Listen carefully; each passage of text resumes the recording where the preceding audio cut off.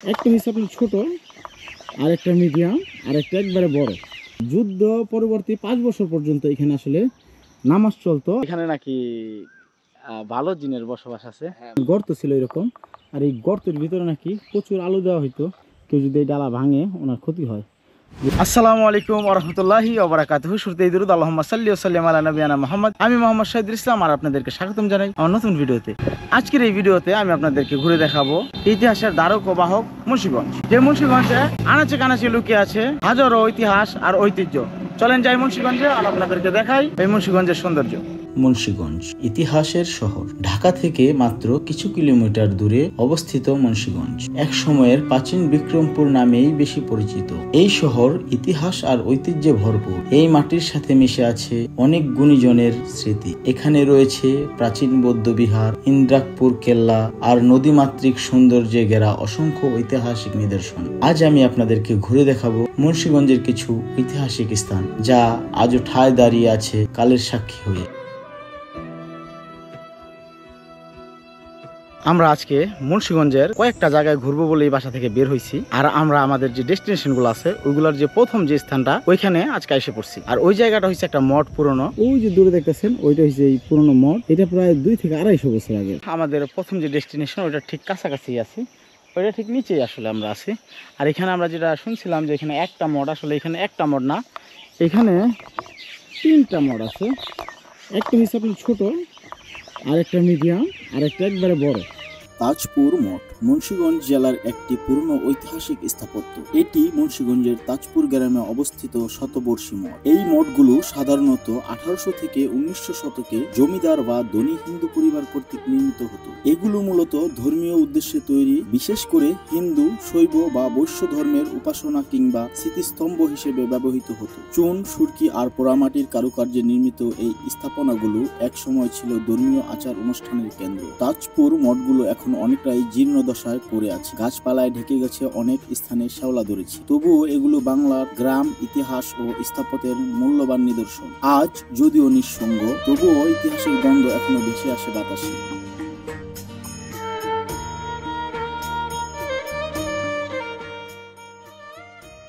আর এইসব ঐতিহাসিক জায়গাগুলোতে আপনার এরকম স্টিকার লাগানো, এগুলো আসলে উচিত না।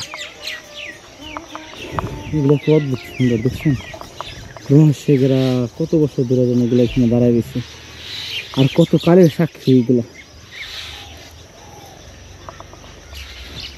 এখানে সেটের ভিতরে জানি কি আছে বলতে পারি না, মানুষ আছে কিনা তো নাই এখানে, কিন্তু এইখানে কিছু লেখা আছে, এটা আমি জানি না। কিন্তু একটা জিনিস বোঝা যাচ্ছে 1305-এর দিকে নির্মিত হয়েছে। এখানে 1305-এর দিকে এটা নির্মাণ হয়েছে। আর ওইখানে দেখুন ছোটো ছোটো গর্তের মধ্যে প্রচুর পাখি। এগুলো কি ময়না পাখি ভাই? টিয়া পাখি আর শালিক পাখি না? মুন্সিগঞ্জের সেই ঐতিহ্যবাহী কাঠের ঘর যেগুলো বলি ওইগুলা। এই মুরগি, এই মুরগি,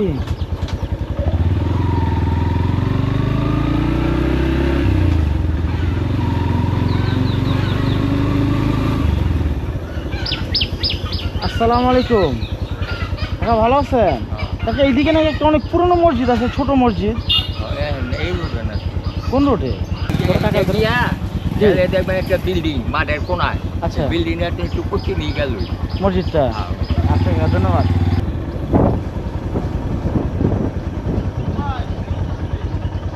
সালাম আলাইকুম ভাই, এখানে নাকি একটা পুরনো মসজিদ আছে।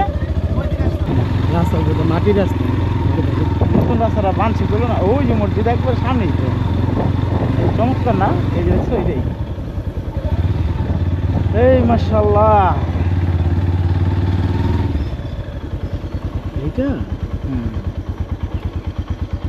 এটাতে কোনো কিছুই নাই, সাইনবোর্ড মাইনবোর্ড দেয় নাই।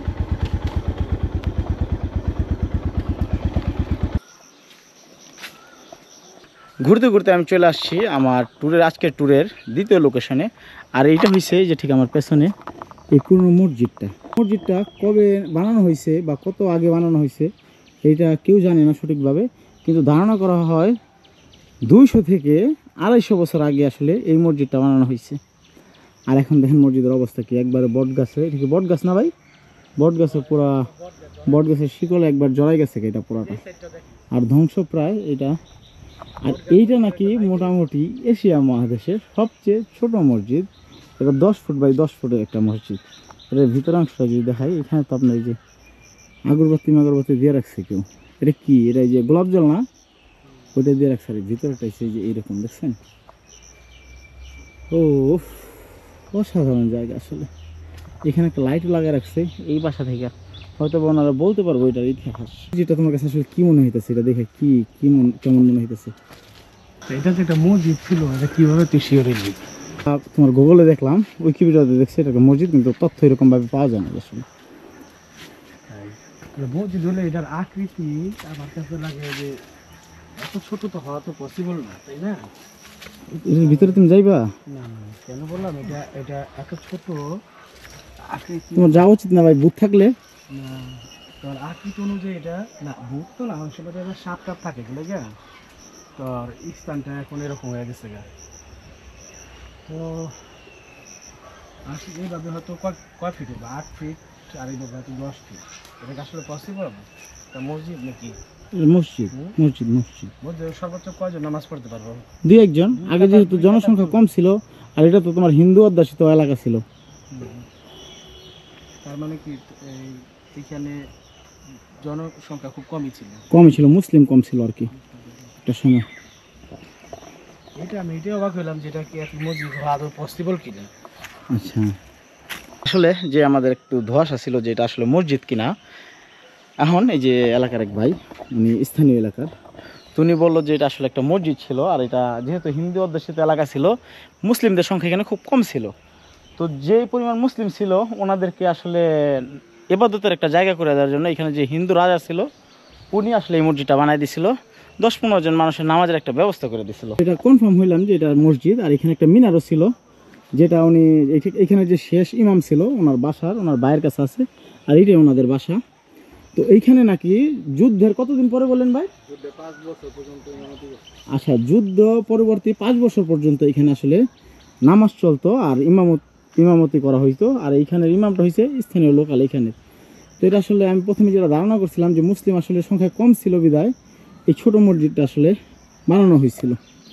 মানে এটা এখানে থাকবে স্মৃতি হিসাবে। হ্যাঁ, এটার পাশে আমরা একটা মসজিদ বানাবো গ্রামবাসী। আর এখন তো এখানে মুসলিমদের সংখ্যা বেশি, তাই না? বেশি এখানে হ্যাঁ। এখন হিন্দু নাই বললে তো ভাইরা যারা গ্রামবাসী আছে, ওনারা একটা সিদ্ধান্ত নিচ্ছে যে এই মসজিদটা আসলে স্মৃতি হিসেবে এখানে থেকে যাইবো। আর এইটার ঠিক পাশেই আরেকটা নতুন মসজিদ এলাকাবাসীর জন্য ওনারা বানাইবো। এটা খুব ভালো উদ্যোগ, আল্লাহ ওনাদের সফল করবে আসলে। ওই যে পোলা বান্ধব, ওই যে বট গাছ,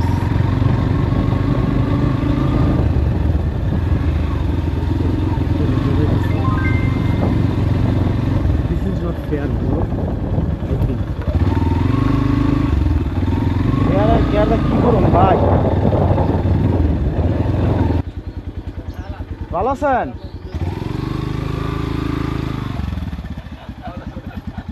এই লোকেশনটাতে আসার আগে আমি এলাকার কিছু মুরব্বীদের সাথে কথা বলছিলাম। ওনারা বলছে এখানে কিছু কথা প্রচলিত আছে, এখানে নাকি আপনার প্যারানর্মাল কিছু অ্যাক্টিভিটিস আছে।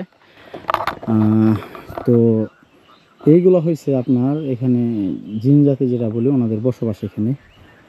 আর এইদিকে আপনার আরেকটা কথা আছে যে এই গাছগুলোতে কিছু গর্ত ছিল, আর এখানে প্রচুর পরিমাণ আলু দেওয়া হইতো একটা সময়। ওই আলুগুলো নাকি ভ্যানিশ হয়ে যেত। গাছের ভিতরে এরকম ফোকা ছিল, গর্ত ছিল এরকম, আর এই গর্তের ভিতরে নাকি প্রচুর আলু দেওয়া হইতো। আর ওই আলুগুলো নাকি থাকতো না, নিচে চলে যাইতো কোনো একটা জায়গায়, এরকম আসলে লোকমুখে আছে, প্রচলিত আছে। আর এখানে আরেকটা জিনিস আছে কি, এই গাছের ডালা নাকি ভাঙা যায় না।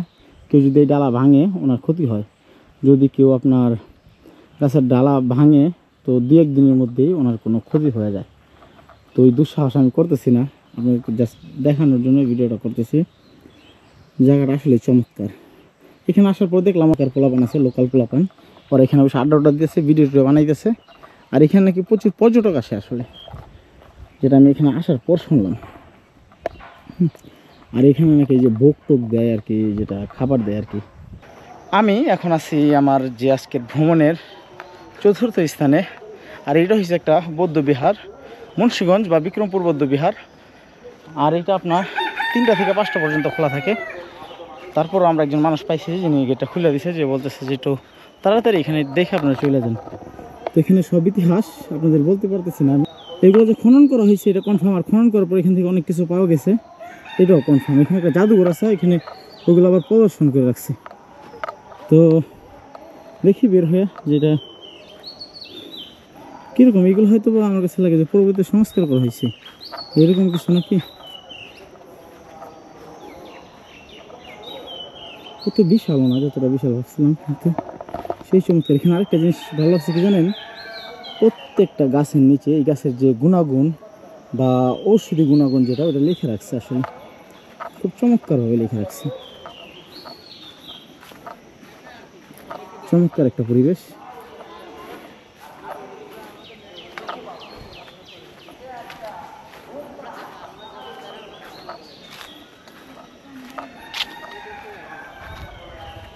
এখানে একটা ছোট পুকুর আছে, আর এখানে একটা বাঁশের আপনার সিঁড়ি দেওয়া আছে। ওটা কি জাদুঘর?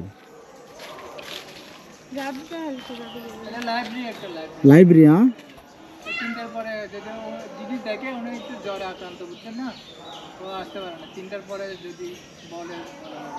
আচ্ছা আচ্ছা, এই জায়গার যে রক্ষণাবেক্ষণ করে ওইটি হচ্ছে লাইব্রেরি আসলে। আর উনি একটু অসুস্থ থাকার কারণে আসতে পারেন এখানে। যদি উনি সুস্থ হয় এটা 3টার পরে হয়তো মানুষ ঢোকার সুযোগ করে দিতে পারে এই জায়গাটা। আজকে ঘোরাঘুরি শেষ করে আমরা আসছি আপনার ওই যে বিখ্যাত খুদের বাবা, যেটা আপনার বোয়ালখালী ব্রিজের নিচে, ওইটাতে আসছি। কি ইনসার আলী খুদের বাবাতে। আর এখানে দেখি কি দেয়, এর আগে একবার খাই গেছি, ওখানে ভিডিও বানানো নেই। আজকে আসছি অনেক ক্লান্ত আবার, তো আপনার দেখি আসলে কী দেয় আর খাবার কীরকম। তো বাইরে এটা কিসের জন্য হইলো। আর এই যে আমার ভাই ইসরায়েলের দোসর, দেখেন এই যে পেপসি খায়, আর আমি বাংলাদেশি পণ্য মজো। আর এখানে লিখে দিছে সাপোর্ট প্লেস আইন। এই যে এসে বসে খাবার। ও গরু মুরগি আছে দেখছেন প্লেটটা কীভাবে সাজা দিচ্ছে, দেখি হামতাম তো সেই করছে। ওখানে ভাই ডাবল ডিম রয়েছ, সেই ডাবল ডিম দিয়েছে ভাই। আচ্ছা, ভালো লাগে না এখানে খাবারটা সাজিয়ে দিচ্ছে, দেখছেন 1 পদের ভর্তা, 2 পদের ভর্তা, 3 পদের, 4 পদের, 5, 6 পদের ভর্তা। এখানে